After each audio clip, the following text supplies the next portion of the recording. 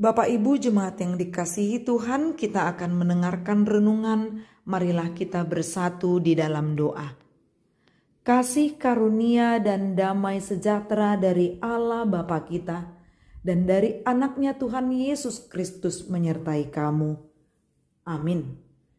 Firman Tuhan yang menjadi nas renungan bagi kita pada saat ini tertulis dalam 1 Korintus pasal 1 ayat 3. Kasih karunia dan damai sejahtera dari Allah Bapa kita dan dari Tuhan Yesus Kristus menyertai kamu. Demikian firman Tuhan. Kasih karunia dan damai sejahtera menyertai kamu. Jemaat yang baik hati, mendengar nas ini pasti kita akan merasakan suasana yang berbeda, karena doa pembuka sebelum kita mendengarkan nas firman Tuhan sama dengan nas firman Tuhan yang kita dengarkan. Itu artinya menyejukkan dan meneguhkan kita untuk mendengar kasih karunia dan damai sejahtera menyertai kamu. Firman Tuhan saat ini merupakan salam sekaligus ucapan syukur dari Paulus sebagai pendahuluan dalam suratnya yang dikirimkan kepada jemaat yang ada di Korintus. Ia memakai salam atau ucapan syukur ini untuk meneguhkan bahwa Paulus yang dipanggil, diutus untuk menjadi rasul bukan karena kekuatannya, kelihayannya, tetapi karena kasih karunia dan damai sejahtera dari Allah yang melingkupi atau menyertai kehidupannya.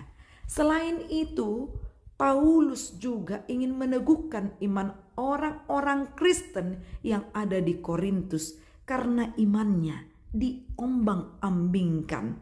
Banyak pengajar-pengajar sesat yang ingin membuat mereka ragu menyembah siapa yang layak untuk mereka sembah. Banyak sekali penyembah berhala yang berupaya untuk mengajak mereka, merayu mereka meninggalkan Tuhannya. Siapakah yang layak untuk mereka sembah? Sehingga Paulus pun mengingatkan berulang-ulang kepada jemaat ini karena ia mendengarkan informasi dari rekan pelayanannya. Sekilas kita perlu mengetahui bagaimana latar belakang hubungan Paulus dengan jemaat Kristen yang ada di Korintus. Saat itu Paulus mengunjungi Korintus dan dia mendirikan di situ jemaat Kristen. Selama 18 bulan dia ada di tempat itu. Kemudian ia meninggalkan tempat itu dan beranjak ke Efesus setelah ia mendengar berita tentang banyak ancaman tantangan yang dihadapi orang Kristen. Jemaat itu pun mulai ragu. Saat itu pula Paulus mengirimkan surat ini meneguhkan iman mereka. Semua berangkat dari kasih karunia dan damai sejahtera dalam setiap penginjilan Paulus. Injil diberitakan, itu artinya kasih karunia dan damai sejahtera Allah pun diberitakan dan sampai kepada setiap pendengarnya. Kasih karunia dan damai sejahtera ini yang menjadi bekal. Bukankah berkali-kali Paulus menyampaikan kabar baik ini untuk meyakinkan Paulus juga sudah mengalami banyak ancaman tantangan, tetapi dalam pengakuannya ia mengatakan, "Cukuplah kasih karuniaku bagimu, sebab justru dalam kelemahanlah kuasaku menjadi sempurna." Dan ia juga mengatakan, jauh lebih besar lagi kasih karunia Allah dan karunia-Nya yang dilimpahkannya atas semua orang karena satu orang, yaitu Yesus Kristus.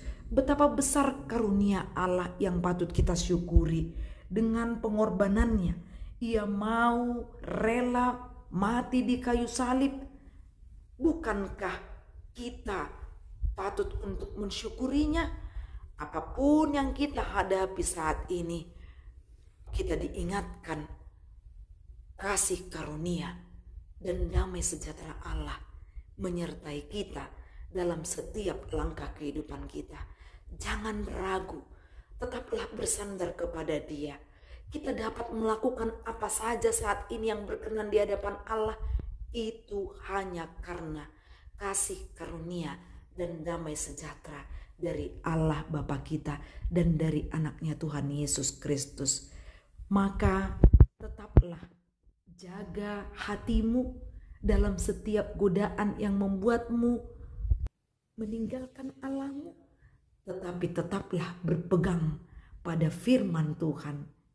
Sebab firman Tuhan yang akan memberikan kasih karunia, damai sejahtera, yang mengajarkanmu untuk mempertahankan imanmu dan juga memberikan rasa cukup di dalam setiap kehidupanmu.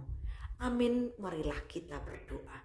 Bapa yang baik, Bapa yang berlimpah kasih karunia dan damai sejahtera, terima kasih Tuhan karena Engkau mencukupkan kami dengan berkat-berkat yang melimpah. Ajari kami Tuhan untuk bersyukur dan ajarkan kami untuk setiap hari menikmati berkat-berkat-Mu dengan penuh sukacita.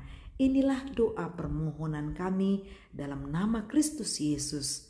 Amin. Salam sehat, Tuhan memberkati.